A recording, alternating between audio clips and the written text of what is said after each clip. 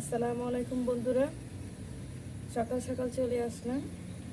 তো আজকে আমি মুরগির গোস্ত রান্না করব, কাটাকাটি করতেছি, ততক্ষণ আমার সাথেই থাকবে।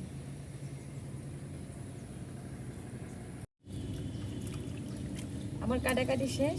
আমি গোস্তগুলো ভালো করে পরিষ্কার করে নিতেছি যাতে দুম টুম না থাকে।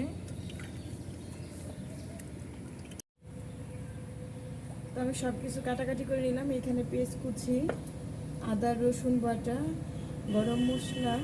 এইখানে আমি গোস্তটা ধুয়ে এখানে পরিষ্কার করে রাখছি। তো এখন আমি গোস্তটা রান্না করবো, ততক্ষণ আমার সাথেই থাকবে। তেলটা আমি কড়াইয়ে দিয়ে দিব।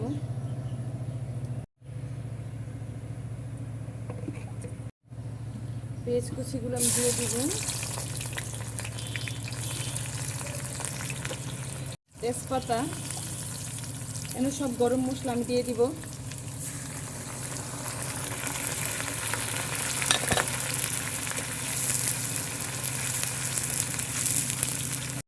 পেঁয়াজগুলো আমার ভাজা হয়ে গেছে। এখন আমি হলুদ, মরিচ, লবণ সব কিছু একসাথে দিয়ে দিব।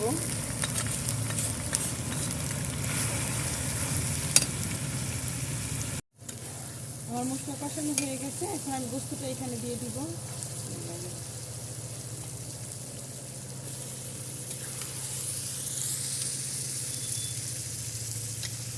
আমি আলু দিয়ে রান্না করব না, তো শুধু নিরালা গোস্ত। এখন আমার নাড়াচাড়া শেষ। আমি ঢাকনাটা ডেকে দিব যাতে মশলাটা খুব সুন্দর গোস্তের ভিতরে চলে যায়, ঢাকনা এর মশলার ইয়েগুলো না চলে যায়, সেই জন্য। বন্ধুরা, আমি গোস্তটা ভালো করে কষিয়ে নিতেছি। তো যত কষানো যায় ততই গোস্ত স্বাদের লাগে। তো আপনারা ভালো করে কষিয়ে নেবেন, খুব স্বাদ পাবেন। বন্ধুরা, আমার গোস্ত কষানো হয়ে গেছে। এখন আমি পানিটা দিয়ে দিব। তো যত কষানো যায় গোস্ত ততই স্বাদ লাগে। আমার অনেক কষানো হয়েছে, এখন আমি পানি দিয়ে দিব।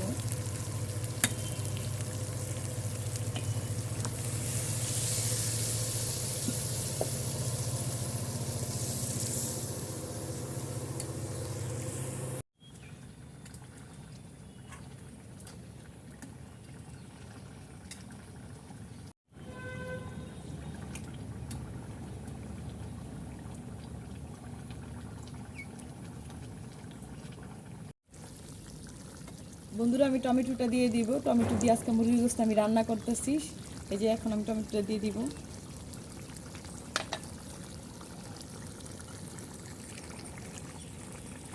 বন্ধুরা, আমার রান্নাটা হয়ে গেছে। এখন আমি নামিয়ে ফেলবো। আমার গোস্তটা হয়ে গেছে অলরেডি। আমার গোস্তটা হয়ে গেছে, আমি নামিয়ে ফেলবো। তো ততক্ষণ আপনারা সবাই আমার সাথে থাকার জন্য অনেক অনেক ধন্যবাদ। তো সবাই আমার জন্য দোয়া করবেন, আমি আপনাদের সবার জন্য দোয়া করি। সবাই ভালো থাকবেন। আল্লাহ হাফেজ। আসসালামু আলাইকুম।